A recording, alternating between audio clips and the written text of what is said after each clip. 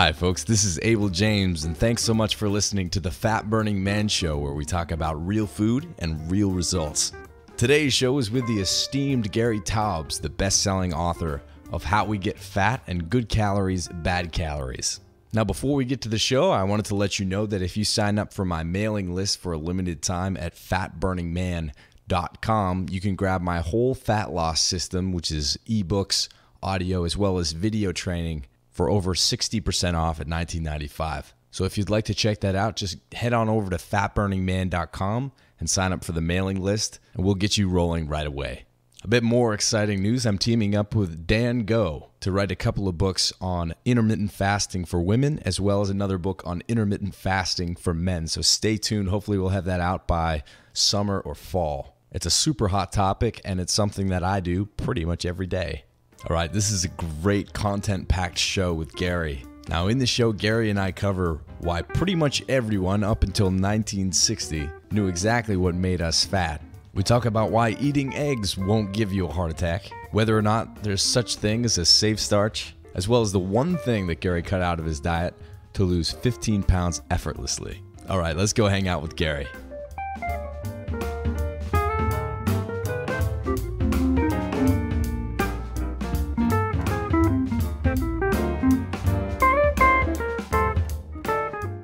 All right, folks, Gary Taubes is the best-selling author of the groundbreaking and controversial books Good Calories, Bad Calories, and Why We Get Fat. Gary's also a dweller of rabbit holes, a hero to all heavy cream lovers like me.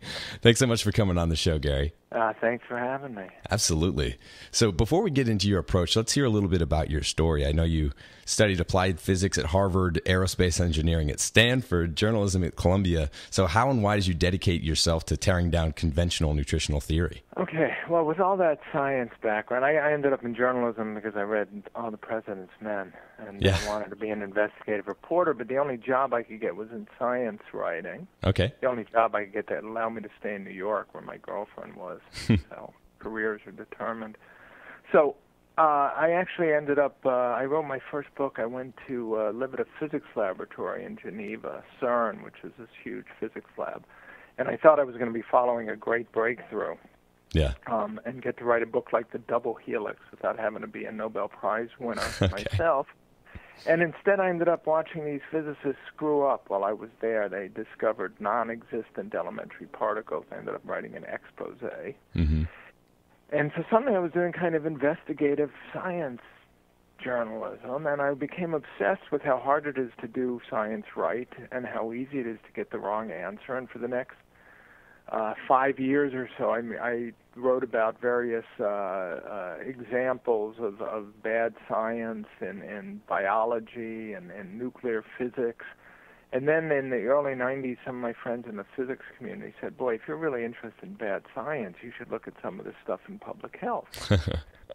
And so with a completely clean slate, I moved into public health, and lo and behold, the science is really terrible. There was just none of the kind of rigorous, meticulous checks and balances necessary that the hard scientists, the physicists believe are absolutely necessary to discover reliable knowledge. In public health, you could kind of, do a little bit of this and then maybe, some of that, and then you could go, well, this seems reasonable, we'll believe that for the rest of our lives.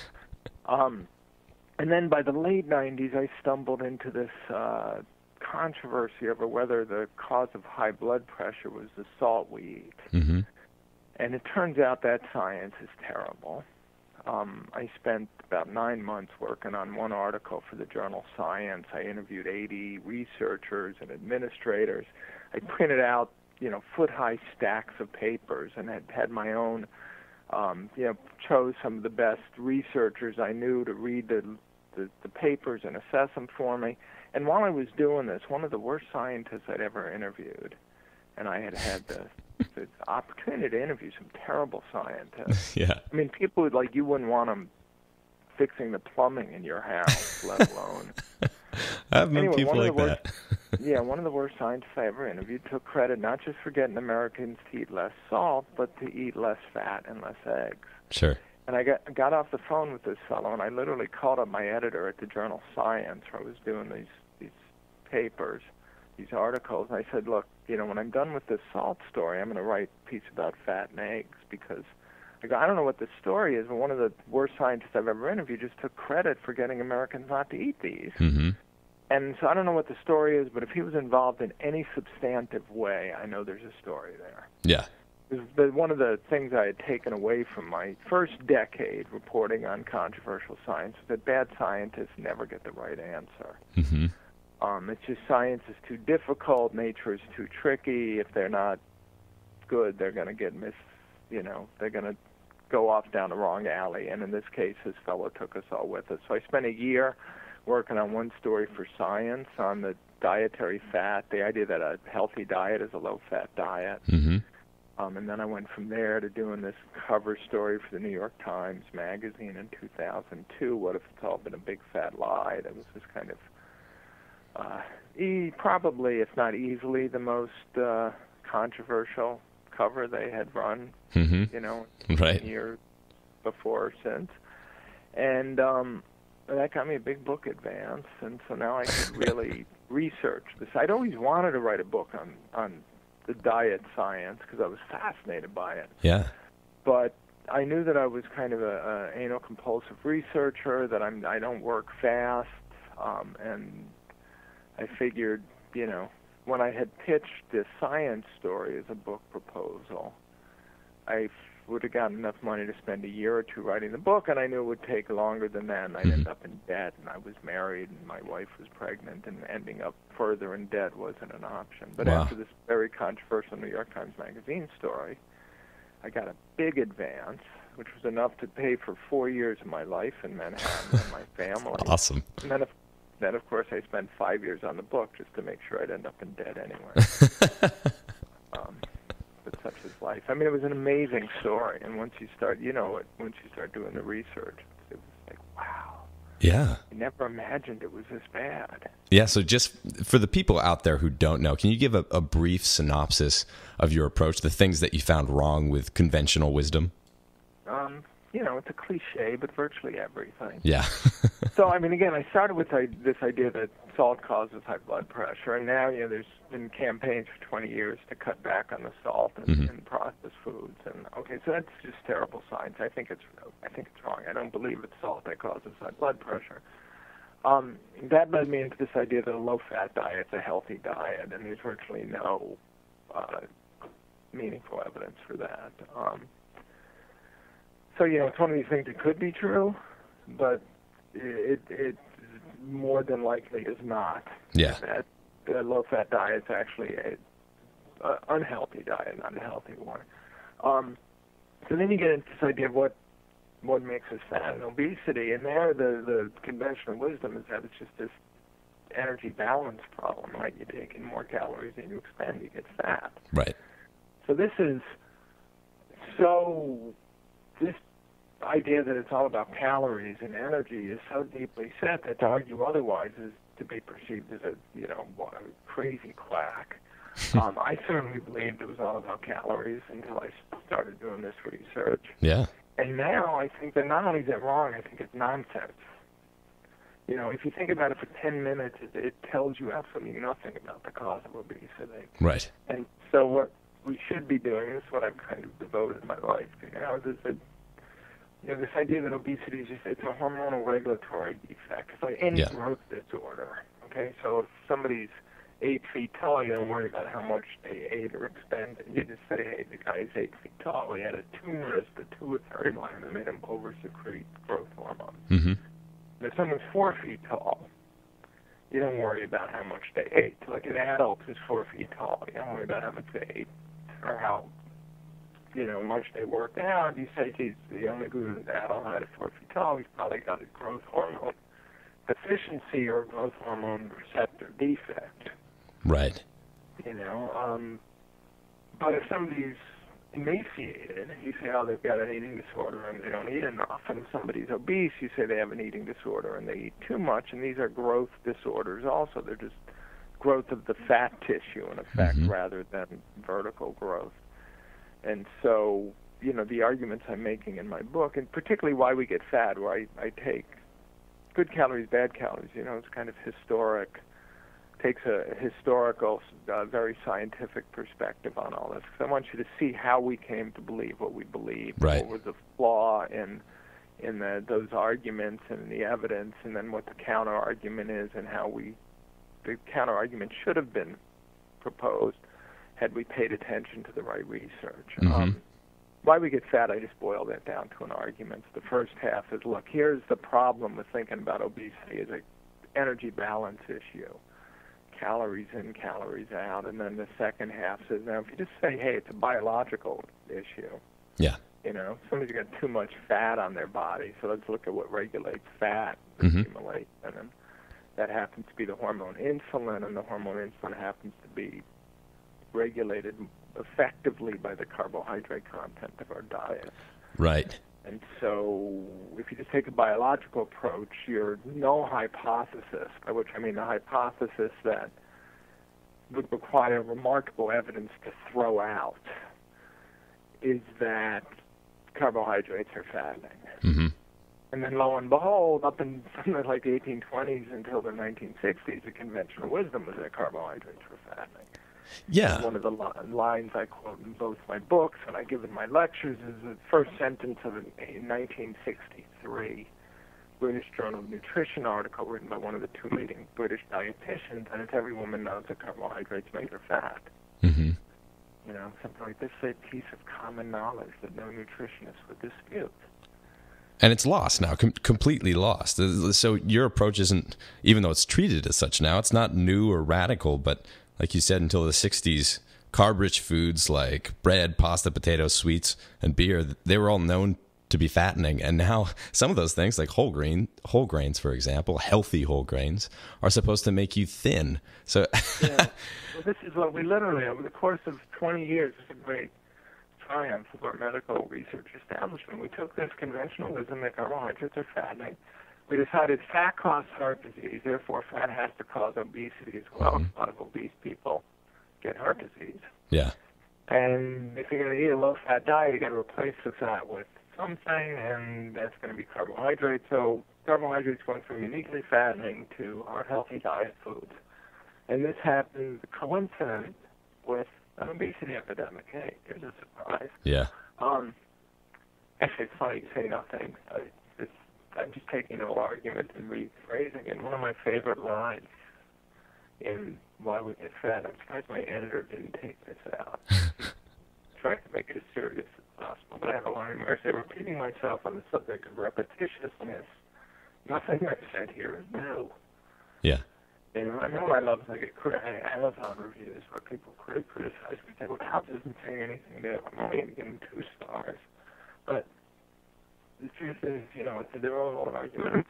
I mean, I've reshaped some of them. I've linked a few together that should have been linked Sure. or would have been linked if different historical events had or had not happened. But, you know, it should be the conventional wisdom. If you don't want to be fat, don't eat carbohydrates. Mm-hmm. And the more purified their form, the easier to digest, the higher the glycemic index, the more sugar, fructose in them, the more you should avoid them. And everything else is fine. Yeah. They don't have this effect of shifting the hormonal balance of your body so that it's storing fat rather than burning it. Mm-hmm. And whether or not anything that's been said is new or not, and I would refute that. I think your books are full of novel ideas, or at least the way that you string them together, as you said, and certainly backed up by a heck of a lot of research. But you ask anyone out there, you know, how much calories matter, and most people will say absolutely they matter a heck of a lot. I mean, you ask most people in nutrition that today, and that's exactly what they would say, that you should be counting calories, you should be reducing them, under eating if you want to lose weight. But the idea of eating a can of tuna being somehow equivalent to chugging a can of Coke, you know, it's full of sugar, and then being the metabolic consequences of those two things being equivalent is absolutely preposterous. So why does that stick in the minds of most people as being the truth? Well, that's what it's funny, because I had a couple of years ago, well, a year and a half ago, a year ago April, I had a cover story in the New York Times Magazine. Is sugar toxic? So, again, this is one of the implications of this alternative hypothesis that sugars, meaning sucrose, high fructose corn syrup, are kind of uniquely deleterious. So 100 calories of starch or 100 calories of fat or 100 calories of these sugars and 100 calories of sugars do bad things to your body that the starch or the fat doesn't do. I mean, they might do good things too, but they certainly do bad things. Right. So one of my old friends in journalism who had written a book about obesity and not done any of the research I did, so came to the conventional conclusion, and has ever since my Times Magazine article, thought that I had just gone crazy on obesity issues. So she wrote a blog, Epidemic, where she writes saying that it's just crazy, this idea that sugar is there's something unique about it that people should worry about it any more than any other calorie. And I'm thinking what you said, which is, we know that these things are metabolized differently. Mm-hmm. We know that these nutrients have different effects on hormones and have very powerful effects on our human body. We should expect them to do different things. Right. The idea that they all do the same thing and the only thing that matters is the amount that you consume is, naive on like a 16th century level. Yeah. And yet that is the conventional wisdom. And then you get into all these questions about why is it the conventional wisdom and, cognitive dissonance and groupthink and the fun stuff. But it's funny. A couple weeks I'm doing a debate, whatever the correct term is, debating someone at Oxford. So I'm debating the head of the International Obesity Task Force. Mm-hmm. So I was invited by the event coordinator for the Oxford Scientific Society. The student event coordinator was a fellow getting his PhD in obesity research at Oxford, and they're very taken by my books and my ideas, so he wanted to get me in, and we were discussing who I could debate. So the first person we thought about was someone who had a chair in energy balance in the UK, but she said she wouldn't debate a journalist because a journalist can't really be trusted to stick to the scientific facts. So then I was saying to this fellow, I really worry that we could actually find someone who's a researcher who would defend this idea that it's all about calories. Yeah. And nothing else. And this student at Oxford said, well, let me tell you, I was talking to my advisor the other day, and I was giving him your arguments about the energy balance being nonsense, and his response was talking to you was like talking to a creationist. Wow. I don't think we'll have trouble getting someone to debate you. Oh, wow. But it is true that people will, even these researchers, now the really good ones, they'll get it. Mm-hmm. And they'll understand it. And I've been in rooms with researchers who have been able to phrase my argument better than I can, to point out implications that I haven't thought about in 10 years, and then kind of immediately collapse back to their belief that it's all about calories and make a statement like, if I was going to, how do we get end the obesity epidemic? We make everybody, run marathons 6 times a year or something like that. It's just sort of, these deep-set beliefs are very hard to shake. Yeah. It's fascinating to study this and to experience it. But then when you think about it, we're going to have to get these people to shake them, to shift their paradigms of the scientific lingo, and assuming I'm right, I could be wrong. But assuming I'm right, then they got to shift their paradigms, and it's not going to be easy. It's going to be an interesting decade or two. Oh, absolutely. And calories in, calories out is a beautiful idea. It's one that's very attractive to me. And, when I was running marathons, I certainly lost weight, and I was watching the calories tick off on my fancy watch. But when I actually measured my body fat, it wasn't fat that I was losing. It was muscle, and and that's a common thing that happens when you undereat or when you overtrain. And the consequences of doing such things are predictable, and people understand that. But like you said, they always fall back somehow to the calories in, calories out. Well, it just seems so obvious. I mean, that's a funny thing. I gave this lecture. The lecture that became the book Why We Get Fat is a lecture that I still give to this day. I mean, it's evolved over the years. Sure. But it's the point I want to make, and so it starts off by debunking the whole energy balance idea and then goes on to replace it with a biological view of obesity. So I gave this lecture at the Pennington Biomedical Research Center, which is in Baton Rouge, Louisiana, and it's about the most influential academic obesity research center in the country. And after the lecture, one of the members of the faculty raised his hand and he said, "Mr. Taubes, it's fair to say that one subtext of your lecture is that you think we are all idiots." And it was a great question because it precisely hit the nail on the head. I said, of course I don't think you're idiots. I mean, I should be as smart as you guys are, but I do think you embrace this idea that was handed down from the generation that came before you, this calories in, calories out, this beautiful idea that seems so obvious, and you never thought to question it.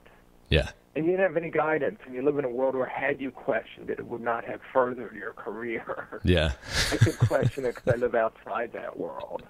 Nobody, but even then, you have to be willing to take a lot of heat. Yeah. My favorite story is when I lecture about this, I explain why we came to believe in the laws of thermodynamics, and I talk about being on the Larry King show and having Jillian Michaels, a trainer from The Biggest Loser, come on from L.A. I was in the studio in New York and give me a lecture on national television on the laws of thermodynamics. Right. And I have a physics degree from Harvard. And I was not a good student. I was like a B- student, which is about the lowest you can get. But I get the laws of thermodynamics. Sure. But if you argue that it's not about calories, it's not about energy, people come back at you with like, you don't believe the laws of thermodynamics. It's like, of course I do. That's not what I'm saying. That pesky Jillian Michaels. So I was just coming back from Canada yesterday, Gary, and in the airport I was with a bunch of friends, and I had a little cup full of hard-boiled eggs, and I was just, there were like 4 of them. I was hungry. I didn't eat breakfast that day, and some of my friends, they're looking at me just like kind of Google-eyed, all crazy, because I'm supposed to be, like the fit guy, right? The guy who's all into health, and I'm just downing these eggs, and they're just like, "What? You're eating the yolk? Aren't you worried about getting heart disease, having a huge heart attack or a stroke or whatever? Aren't you worried about your arteries?" So if you were in that situation, what would you say to them? Well, I would say, I would probably be doing the same thing you do. Because now that I travel, the hard-boiled eggs are one of the few things you can usually eat when you're on the road. You can find dependable. And I think it's a major step forward that they're out there now. 10 years ago they wouldn't. That's a good point. And the funny thing was, in the early 90s, I'd say throughout the 90s, I probably boiled 10,000 eggs and threw out 10,000 yolks. Yeah. Because that's what we did. Right. It's all about it. And that's one of the reasons why the medical research community thinks this is all quackery. Because they say, look, we watched you throw out 10,000 egg yolks in the 90s, and now we're supposed to take you seriously when you say, I'm going to eat 10,000 eggs, but I'm eating the yolks. You're obviously a food fattist. The idea that egg yolks cause heart disease or make you fat. So the make you fat was an interesting oddly enough, a thermodynamic argument from the 80s by a guy named J.P.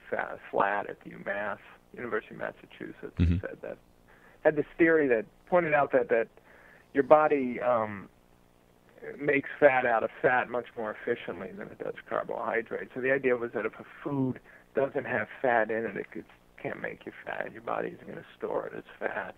So we all ate these very low-fat diets. But also this idea that the saturated fat and the cholesterol in the egg is going to cause heart disease. So we should avoid it for that reason as well. And the joke is, so J.P. Flatt's theory was interesting, but just wrong, like many theories are. Yeah. And even J.P. would say, I leave out all endocrinology, all hormones, because I'm not actually talking about those, and those would regulate fat accumulation. So what's interesting there, by the way, is you actually do store the fat you consume.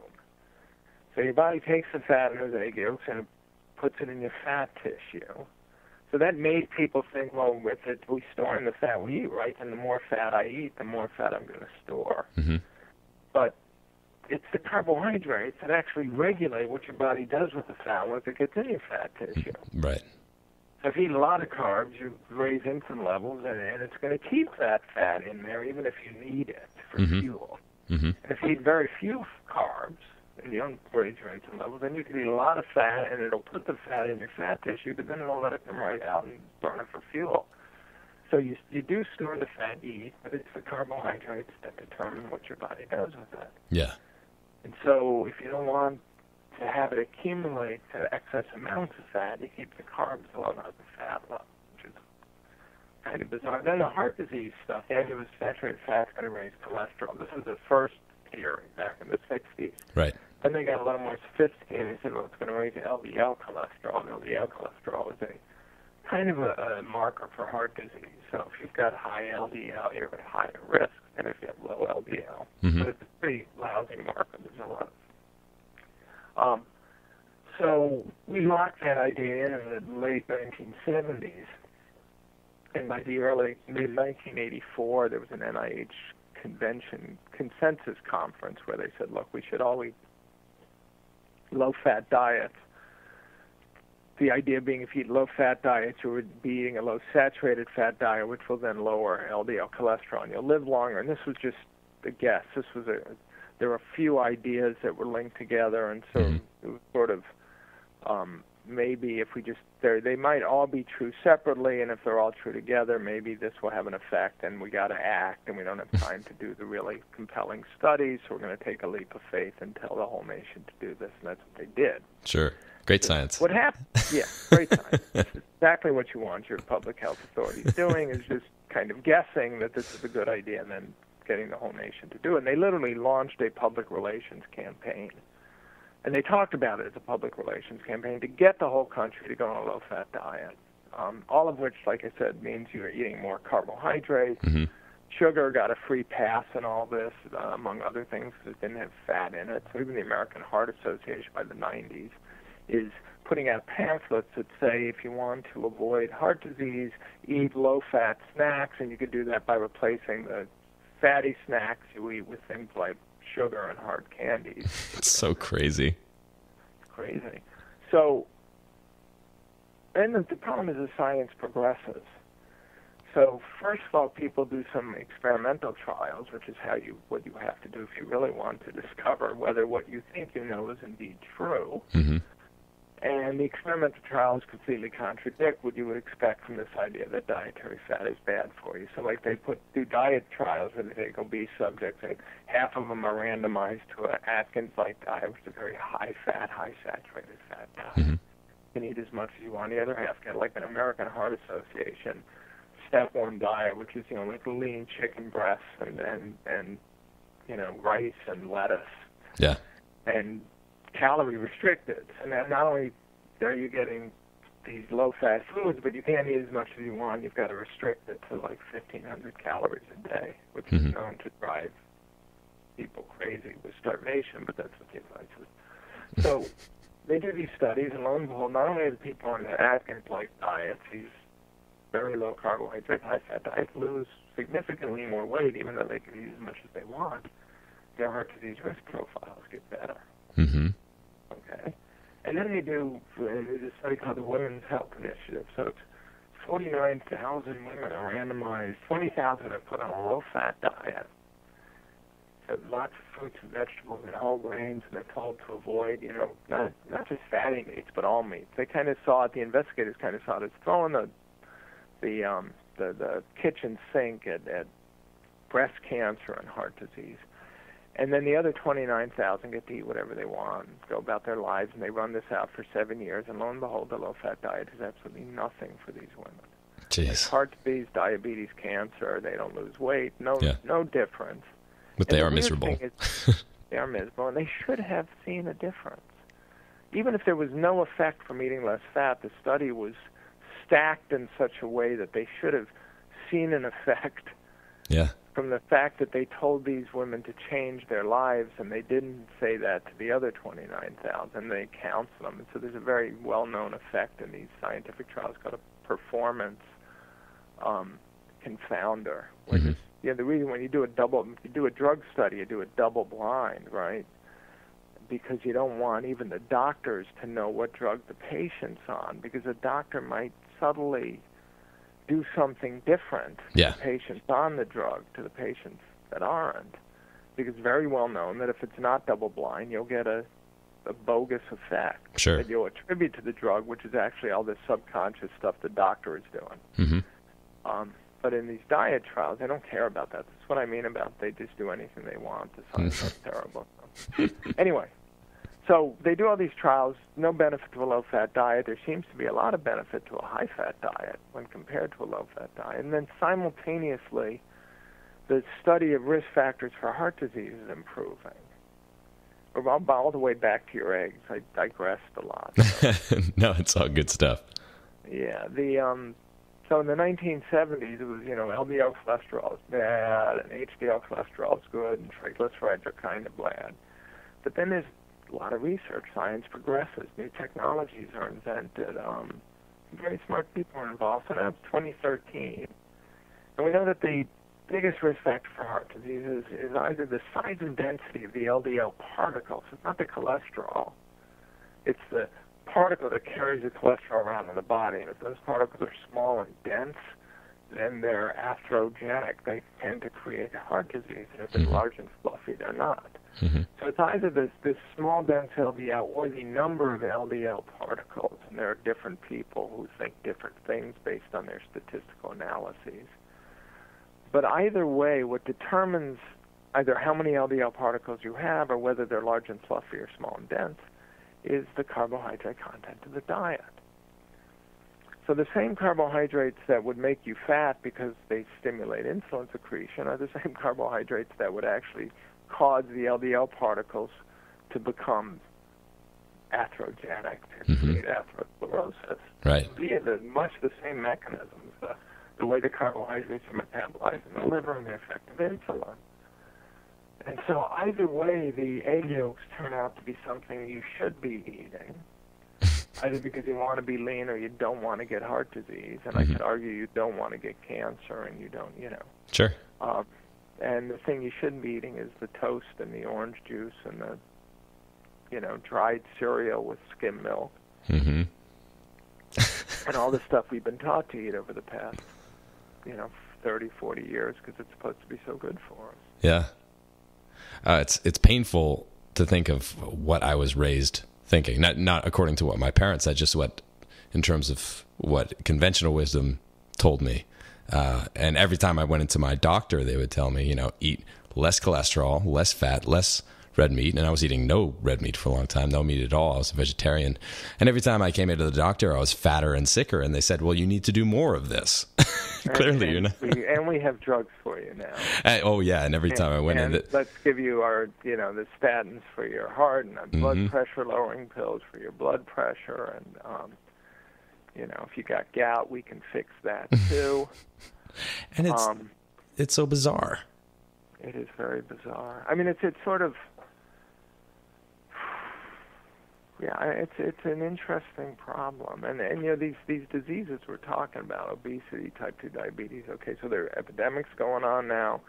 We know that there's the burden on our healthcare system is enormous. So there's all this discussion and controversy and argument about healthcare reform. But if we could bring just obesity rates back to what they were in the early 1960s, we wouldn't need to reform our healthcare. Sure. So we'd save so much money. We'd save like $130 billion a year. Chump change. Just by getting obesity rates under control. And you throw in type 2 diabetes with it, and you'll double that number. And again, I'm kind of making these numbers up. The burden of obesity at the moment is estimated $150 billion a year on our healthcare system. That is wild. So, there's massive reason to do something about it, and the community treats it like, well, we know the truth. We know what causes this problem. Well, they'll simultaneously say we know what causes this problem is take in more calories than we expend, but we also know that it's complex and multifactorial. Yeah. which explains why nothing we've done in the past 50 years has led to one person losing weight. Actually, that's not true. It's like 7 people have lost weight. Based on, we did an analysis recently. So 1956, the year I was born, about 195 papers were published on the subject of obesity in the research literature. Mm-hmm. And last year, there were almost 16,000. Wow. And obesity rates have gone up almost threefold in coincidence with these 16,000. In fact, another way to look at it, I've had a debate in the literature in the blogosphere with a young neuroscientist, very smart guy at the University of Washington, and he thinks I'm full of nonsense. And one thing he doesn't like is I leave out the hormone leptin.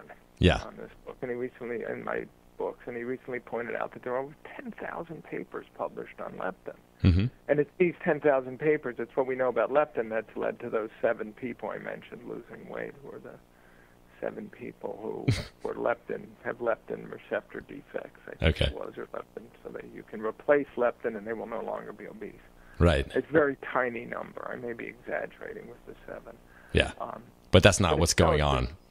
Yeah, but 10,000 papers, geez, you'd like to have some evidence that you can make someone thinner from that knowledge. Right. And prevent someone else from getting fat. Yeah, I'm curious about this.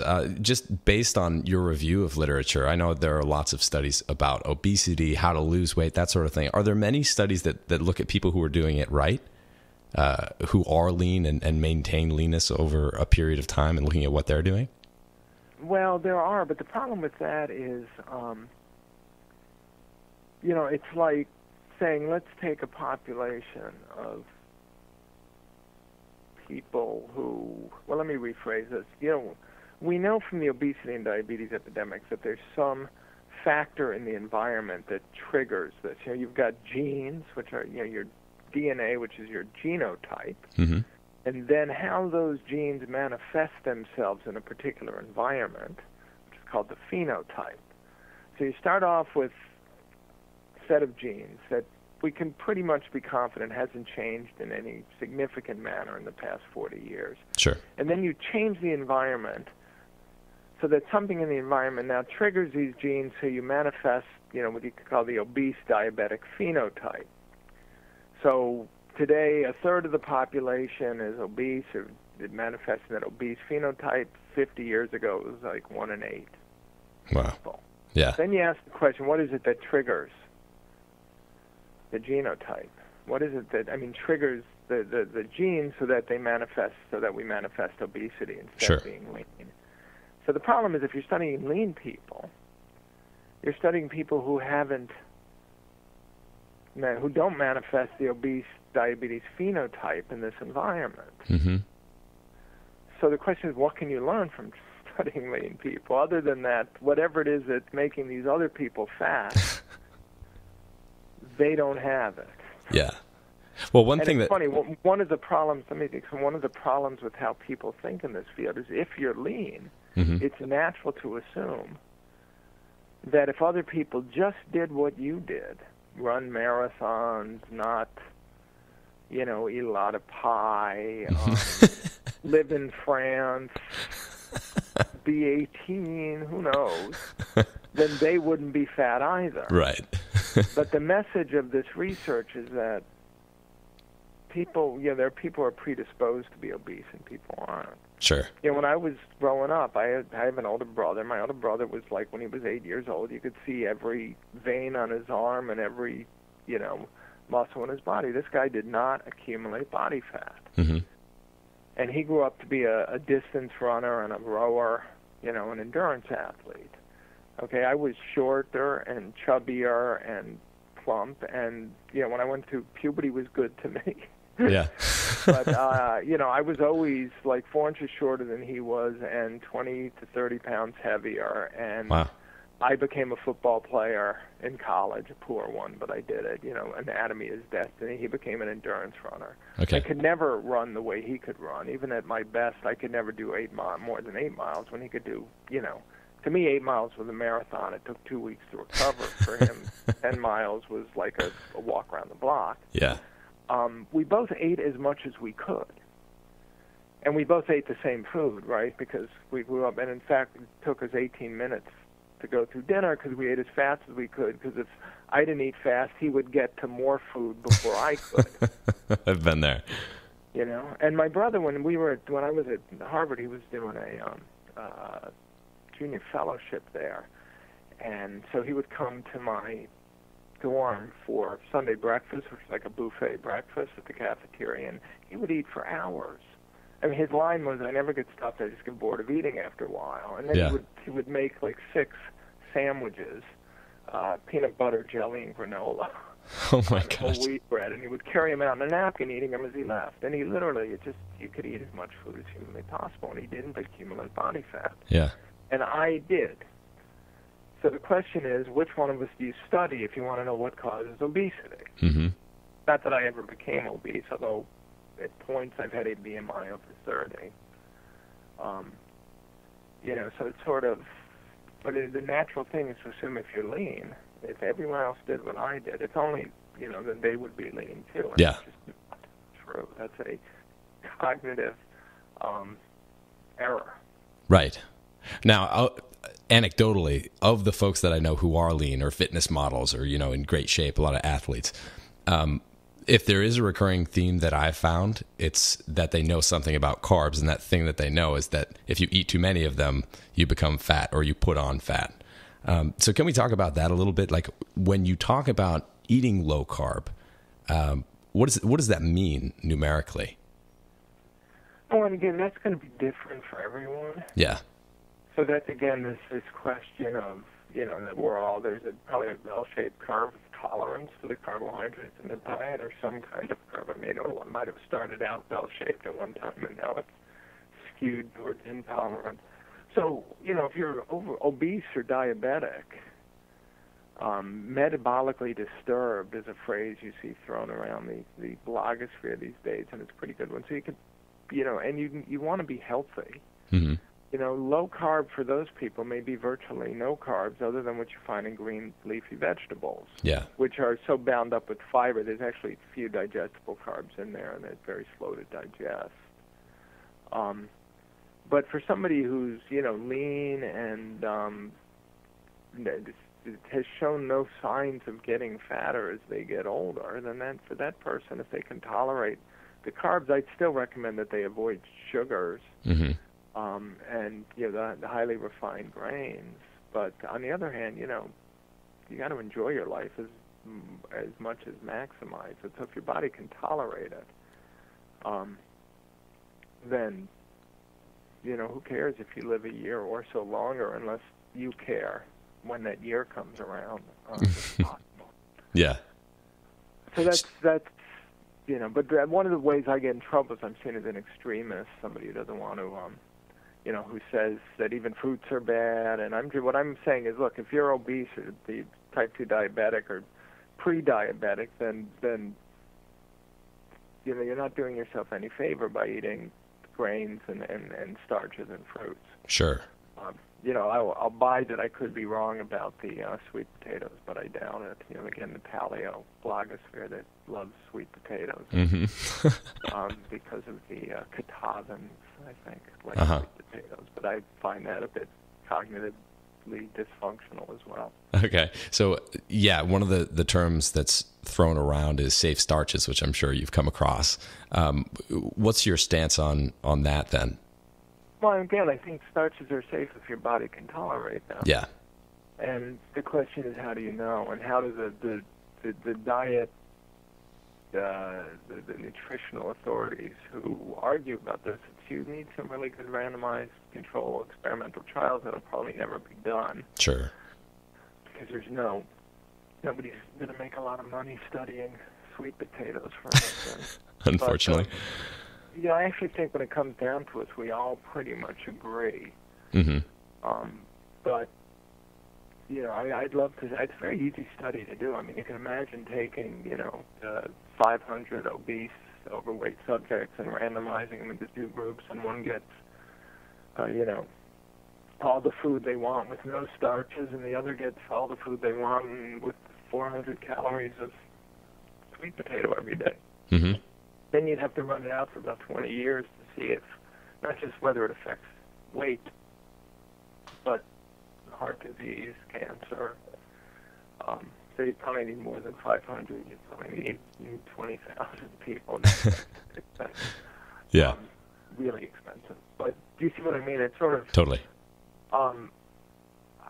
If you weigh 300 pounds and you weigh 200 pounds and you go on a diet that's completely devoid of safe starches and grains and sugars, and you're losing weight, and then you add the sweet potato a day back in and your weight loss stops, then there's no such thing as a safe starch for you, at least at the moment. Now, it gets complicated because you might lose 100 pounds, get down to 200 pounds, be relatively lean and healthy, and maybe your body metabolically adapts over time, so that 4 or 5 years later you can now eat a sweet potato without getting fatter. Yeah. Or maybe it gets even more sensitive, and the sweet potato is going to cause more havoc 5 years from now than it does today. Right. I've certainly seen that. I think even with myself, I can stay lean. There are carbs, foods I could consume 5 years ago that I don't think I could consume today without putting on 10 pounds. Really? So Yeah. let's talk about that a little bit. Where does that leave Gary? What does he eat from day to day? And what specifically, what foods are those that you might not be able to tolerate? I'll tell you, when I first ate this way, so I did it as an experiment. I was back around 2000. I was writing this story for Science on dietary fat, and because I'm a freelance journalist, I would often report 2 or 3 stories simultaneously. So I was also doing a story for Discover on the mathematics of the stock market, and I was up at MIT interviewing a fellow who runs the laboratory of human engineering, let's just say it was an MIT economist. Yeah, okay. So we were talking about good science and bad science. I told him about the dietary fat story, and he said, if you're writing about dietary fat, you have to try the Atkins diet. It's a high-fat, high-saturated fat diet. He said his collaborator at Wharton lost 200 pounds. His collaborator's father lost 200 pounds on this diet. Wow. And he's Asian American, this MIT economist, and he said he lost 40 pounds basically giving up white rice. So I was living in Venice, California at the time, now Santa Monica, right, just north. And I didn't have any kids, so I went back and I thought, okay, I'll do this Atkins diet thing since, eggs, bacon. There was a chain of Argentine restaurants in the Los Angeles area called the Gaucho Grill, where you can get meat relatively cheap, so struggling writers can eat there. And I'd go to the Gaucho Grill with my friends for lunch, and they would get, the skinless chicken breast with salad. And they had this appetizer that was melted mozzarella cheese, I think, with pepperoni. Wow. And, there's this film of oil on top, and this was my, I'd joke that this was my health food, and then I'd have a steak with broccoli or something, and I lost weight effortlessly. And it's bizarre. I was a guy who worked out an hour a day, thinking I didn't like to diet, so I thought as long as I'm burning, 400 or 500 calories a day in exercise, I could eat as much as I want, but I had gained a couple pounds a year. Despite that, so I was up to around 230. I'm 6'2". I still looked like a linebacker. I looked like I'm in shape, but I was getting heavier every year. And then you do this diet, and it's just, boom, the weight goes away. It's bizarre. And I often say to the research, what's so fascinating is it's like in science you want to find the anomalous observation, the thing your theory can't explain. And this is what this economist was getting at. It's like, you're conditioned to think that if you want to lose weight, you got to work out like a madman and starve yourself. And, we'd all done it. I'd been on diets where, I ate nothing but 1,000 calories of sushi a day. And you lose weight, but you think about food all the time. Yeah. And it's not a lifestyle. Eating this ridiculously luxurious food and losing weight effortlessly. So that was then. I got down to around 205. It's funny, my wife said I looked emaciated. And I was like, I weighed 30 pounds more than anyone you know. Yeah. And you can actually see on when there's a YouTube clip of me on the Charlie Rose show with Mehmet Oz is there, and then, you know, I see that, and the collar of my shirt doesn't fit, and I look emaciated. Yeah. I was probably about 207 then. Wow. What are you now? So over the right now probably about 220. Okay. So I very quickly kind of went back to that. So I'd been at 230. I kind of floated back up to 220, and then over the years I moved back to New York. And one day I weigh myself, and lo and behold, I'm like 240 pounds. Wow. Heavier than I've been, with the single exception my senior year in college when I was playing football and was trying to weigh 240. So I refused to believe it, but now I have I have 2 young kids, and when you have kids, people are always taking photos, you know? Mm-hmm.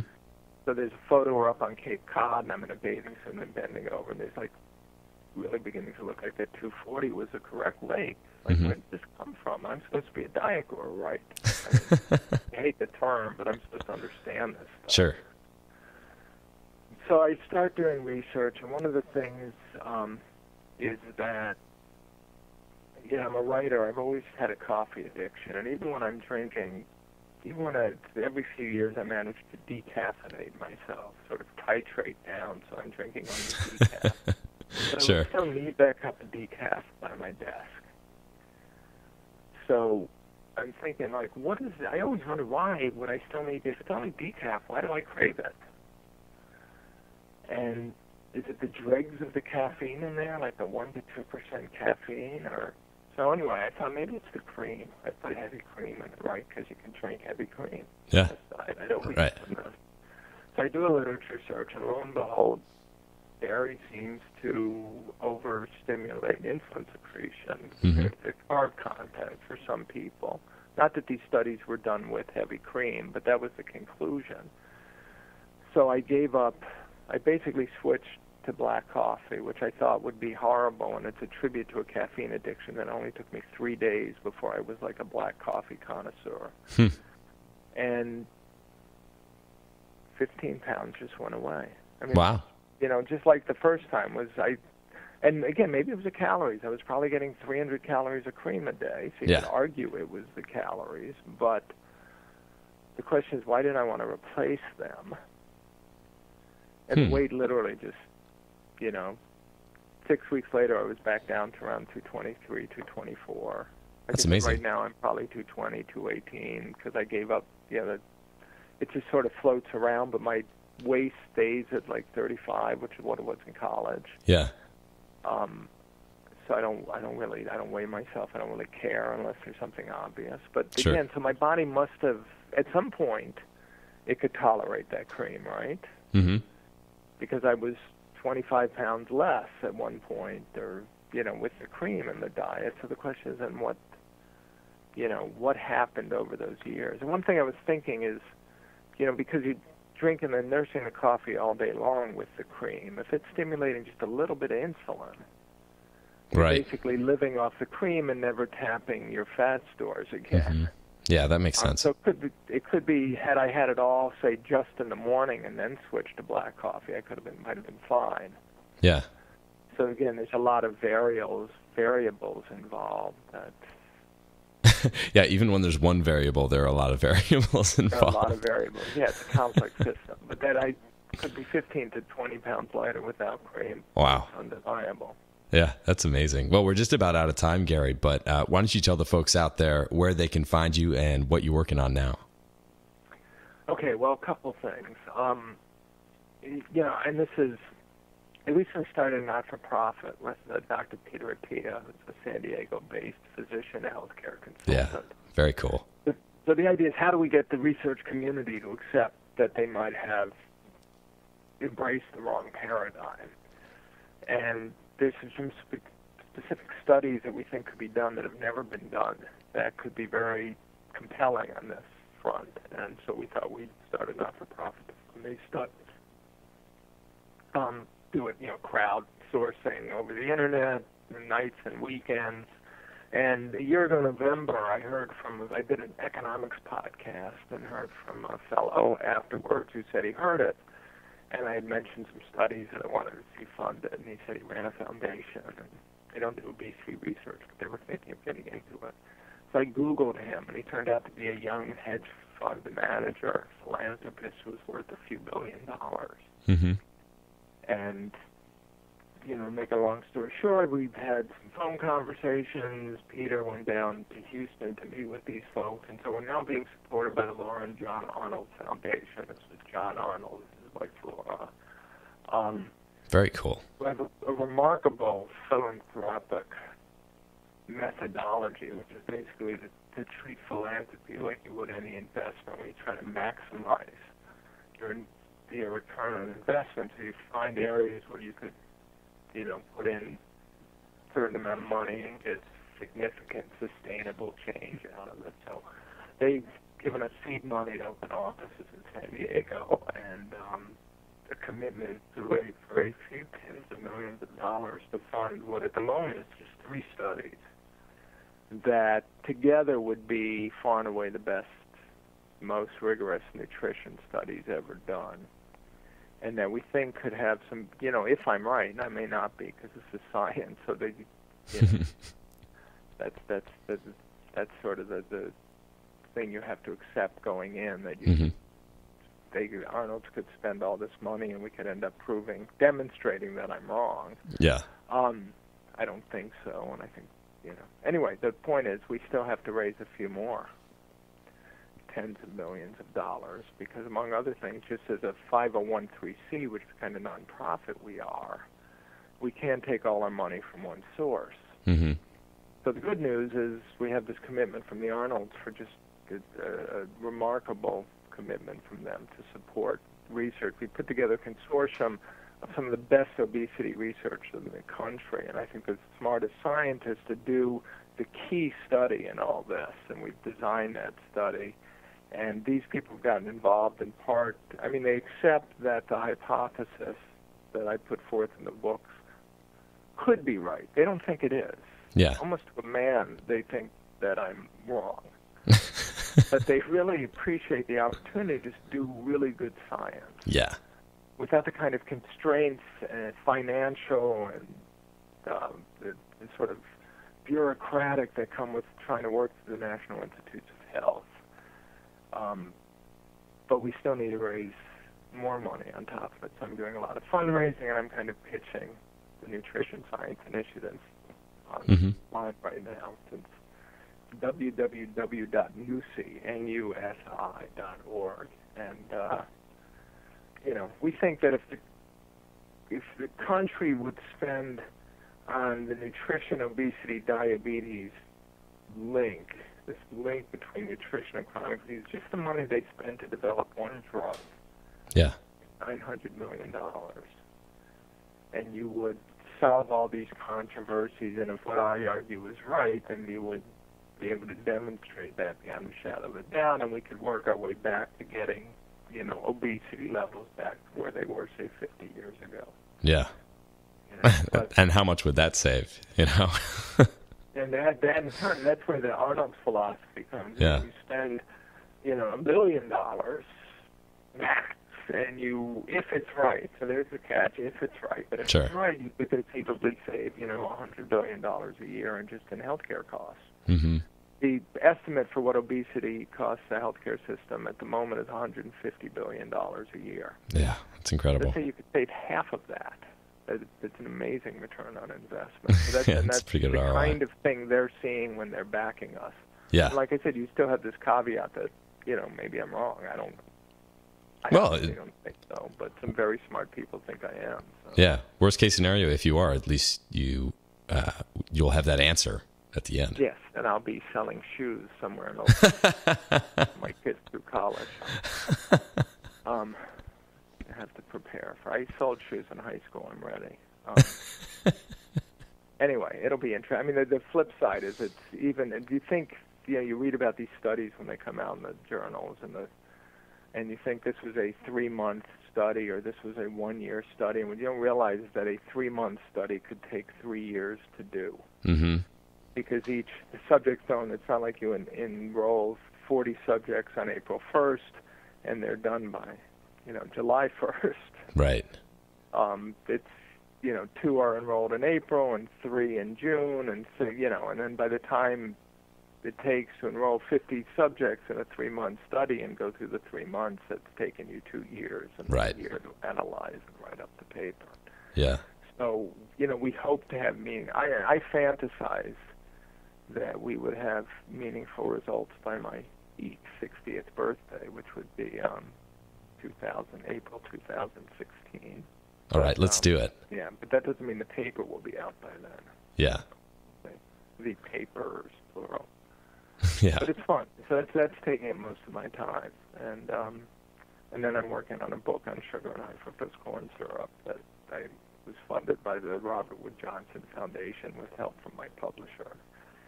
And Lord knows when I'll finish that. The not-for-profit has taken up most of my time. Sure. Well, the work you do is very important, and what you already have out there, Good Calories and Bad Calories, as well as Why We Get Fat, I consider them some of the best books I've ever read and best work I've ever read in the field of nutrition. So anyone out there who hasn't read them already, go out and grab them. I highly recommend it. Okay, well, thank you. Yeah, I mean it, Gary. Well, thank you so much for coming on the show. We're out of time, but folks out there, go check out Gary Taubes' work, and thanks again for everything you do to contribute to the field, Gary, and you're welcome on the show anytime. Okay, well, thanks. This game was made fun, and I'd love to do it again. Awesome. Thanks, Gary.